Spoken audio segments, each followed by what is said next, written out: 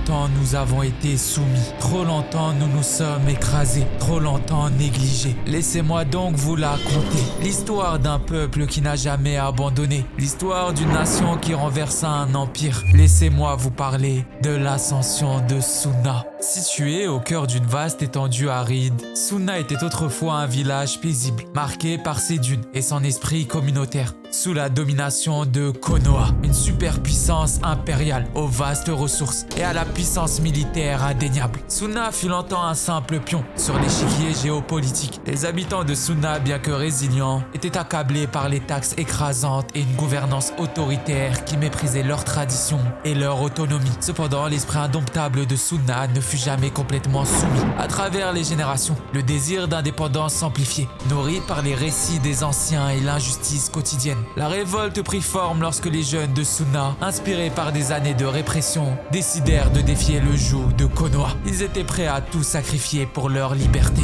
La révolution de Sunna commença par des actes de résistance clandestine, allant du sabotage des convois de provisions à des attaques éclairs contre des patrouilles isolées. Chaque action était un cri de ralliement, un acte de défiance qui rallumait les cœurs de ceux qui avaient été forcés au silence. Les sacrifices étaient immenses. De nombreuses vies furent perdues dans l'ardente quête de liberté. Le point culminant de cette lutte acharnée fut la bataille de l'Aube écarlate, où les forces de Sunna, désormais unies et galvanisées, affrontèrent l'armée de Konoha dans un combat déterminant. Malgré l'infériorité numérique et les déficits en armement, les combattants de Sunna utilisèrent leur connaissance du terrain et leur ingéniosité pour surprendre et submerger l'ennemi. Au lever du soleil, les drapeaux de Sunna flottaient librement, symbole de leur victoire chèrement acquise. Aujourd'hui, Sunna se tient libre, un phare d'espoir pour tous ceux qui aspirent à l'indépendance. Le village s'est transformé en une nation souveraine, prête à défendre sa liberté contre tous les futurs ennemis.